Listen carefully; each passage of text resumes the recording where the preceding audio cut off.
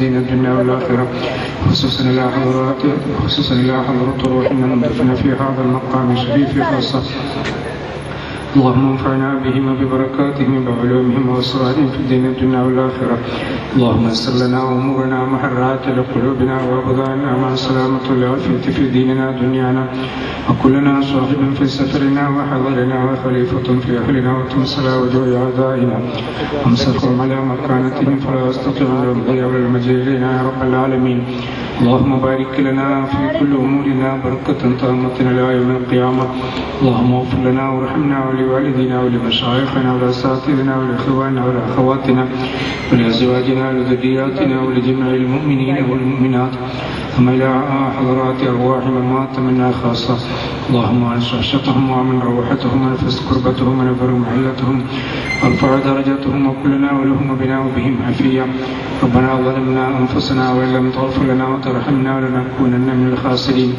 ربنا هب لنا من أزواجنا وذرياتنا قرة أعين واجعلنا للمتقين إماما.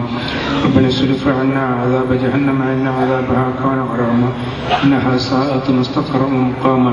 ربنا آتنا ما وعدتنا على رسلك ولا تخزنا يوم القيامة إنك لا تخلف الميعاد.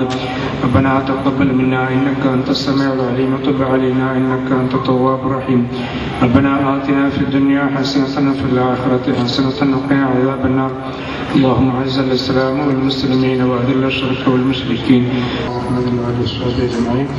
سبحان ربك رب العزة عما يصفون وسلام على المرسلين. അവരോടുള്ള സ്നേഹം, അവരോടുള്ളതായിരിക്കുന്ന സ്മരണ നിലനിർത്തുക എന്നുള്ളതാണ്. അപ്പോൾ അവരോടുള്ള സ്നേഹം, അവരോടുള്ളതായിരിക്കുന്ന സ്മരണ നിലനിർത്തുക എന്നുള്ളത് അത് നാം ഉറൂസ് കഴിക്കുന്നതിലൂടെ അത് നാം പ്രകടിപ്പിക്കുകയാണ്. അത് കേവലം ഒരു കുറെ ആളുകളെ വിളിച്ചു ചേർത്തുള്ള വലിയതായിരിക്കുന്ന പരിപാടികൾ, ഉസ്താദുമാരെയും സാദാത്യങ്ങളെയും എല്ലാം ക്ഷണിച്ചു വരുത്തി വളരെ നല്ല വിപുലമായ രീതിയിൽ നാം വർഷം തോറും ഇവിടെ കഴിച്ചു വരാറുണ്ട്. അതുപോലെ തന്നെ നമ്മുടെ നാടിന്റെ അള്ളാഹു പൊരുത്തപ്പെട്ടതായിരിക്കുന്ന മഹന്മാർക്ക് ഉറൂസ് കഴിച്ചില്ലെങ്കിലും കഴിച്ചാലും അവരുടെ സ്ഥാനമാനത്തിന് യാതൊരു കോട്ടവും സംഭവിക്കുന്നില്ല.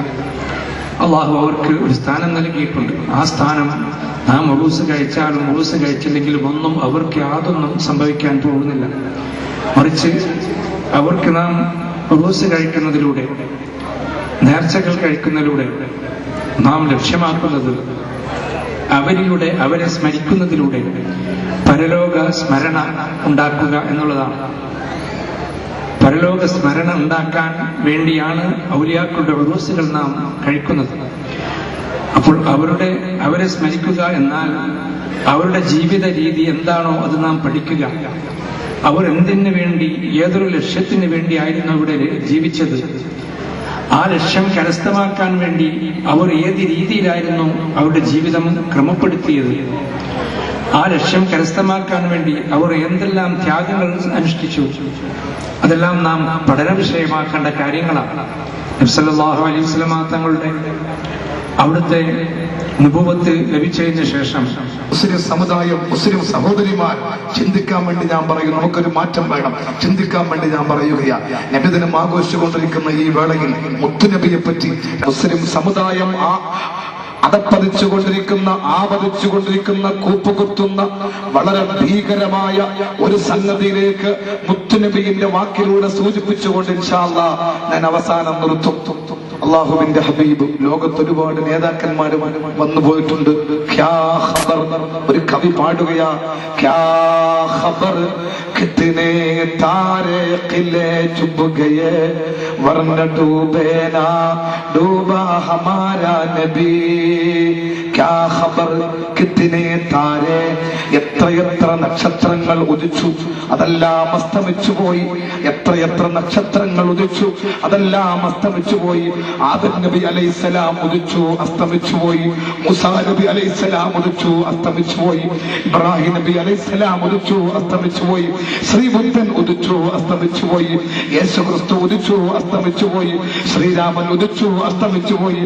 കാരൽ മാക്സും ലെനിനും ടോൾസ്റ്റോയും എബ്രഹാം ലിങ്കനും തോമസ് കാർലൈനും സർ ഐസക് ന്യൂട്ടനും സ്റ്റീഫൻ ഹോക്കിങ്ങും ഗലീലയും ടോൾസ്റ്റോയും ടോളമിയും അങ്ങനെ ലോക ചരിത്രത്തിൽ അറിയപ്പെട്ട ഒരുപാട് ഉന്നത വ്യക്തിത്വങ്ങൾ ഉദിച്ചു, അതെല്ലാം അസ്തമിച്ചു പോയി. ക്യാ ഖബർ കിത്നെ താരെ ഖിലേ ചുപ് ഗയേ, ഒരുപാട് നക്ഷത്രങ്ങൾ ഉദിച്ചു, എല്ലാം അസ്തമിച്ചു പോയി. പക്ഷേ ഒരിക്കലും അസ്തമിക്കാത്ത നേതാവ് വർണ്ണ ഡൂബേനാ ഡൂബ ഹമാരാ നബി, നമ്മുടെ പ്രവാചകൻ, ലോകത്തിന്റെ പ്രവാചകൻ, കാരുണ്യത്തിന്റെ കേദാരമായ, കാരുണ്യത്തിന്റെ സാഗരമായ, കരുണയുടെ മന്ദമാരുതനായ, ആദ്യ വസന്തത്തിലെ അന്ത്യമന്ദമാരുതൻ മുഹമ്മദ് മുസ്തഫ സല്ലല്ലാഹു അലൈഹി വസല്ലം അസ്തമിക്കൂല. ഒരിക്കലും അസ്തമിക്കാത്ത സൂര്യൻ തസ്ലീമ നസറല്ല, നിരീശ്വരവാദിയല്ല, അമേരിക്കൻ ഭരണകൂടമല്ല, സാക്ഷാൽ ബുഷല്ല, ഡോണിംഗ് ബ്ലെയറല്ല, ഏരിയൽ ഷാരോണല്ല, ജാക്ക് സിറാഖല്ല. ആര് വിചാരിച്ചാലും ഒരിക്കലും അസ്തമിക്കാത്ത, ചേതോവധം ചെയ്യാൻ കഴിയാത്ത മുഹമ്മദ് മുസ്തഫ സല്ലല്ലാഹു അലൈഹി വസല്ലം, ആ മുത്തുനബി, ആ മുത്തുനബിയുടെ ഒരു മഹത്വം, ആ മുത്തുനബിയെ പറ്റി തസ്ലീമ നസർ പറഞ്ഞതിന് മറുപടി പറയുകയാ. ഡെൻമാർക്കിന്റെ പത്രങ്ങൾ എഴുതി മുത്തുനബി തീവ്രവാദിയാണെന്ന് എഴുതി 2 കാർട്ടൂൺ വരച്ചു.